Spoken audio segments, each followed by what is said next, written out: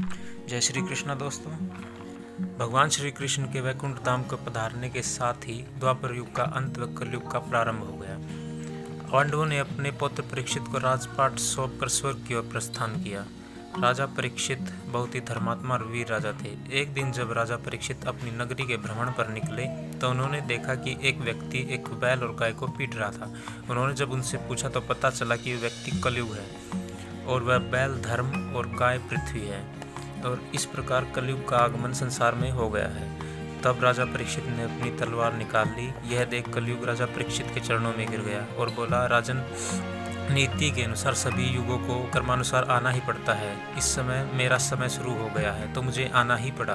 तब राजा ने कहा, तुम मेरे राज्य में निवास नहीं कर सकते, इसलिए मेरे राज्य से निकल जाओ।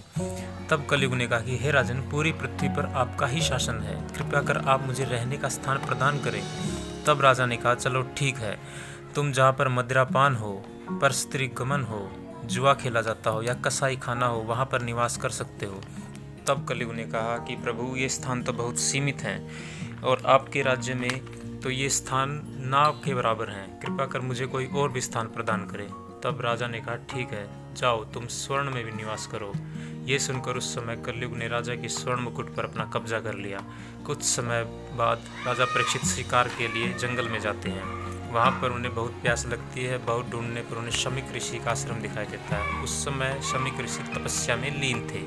राजा की बहुत आवाज़ देने के बाद भी उनकी तपस्या भंग नहीं हुई। प्यासे और थके होने के कारण राजा परीक्षित को क्रोध आने लगा और उन्हें नहीं पता था कि उनके मुकुट में कलयुग बैठा है, जो कि उन्हें गुस्सा दिला रहा है। कलयुग की प्रेरणा से उन्होंने एक मरा हुआ सांप शमीक ऋषि के गले में डाल दिया और वहाँ से चले गए। शमीक ऋषि के पुत्र को जब ये बात पता चली तो उसने अपने पिता के अपमान का बदला लेने के कारण राजा परीक्षित को श्राप दिया कि आज से 7वें दिन तक्षक नाग उस राजा को अपनी विषाग्नि में भस्म कर देगा। जब शमीक ऋषि को ये बात पता चली तो उन्होंने कहा कि पुत्र, तुमने बहुत बड़ा अनर्थ कर दिया है, वह बहुत ही धर्मात्मा राजा है। तब शमीक ऋषि ने जाकर ये बात राजा परीक्षित को बताई कि मेरे पुत्र ने तुम्हें श्राप दे दिया है, वो श्राप अब वापस नहीं हो सकता, इसलिए तुम अपने परलोक को सुधारने का प्रयत्न करो।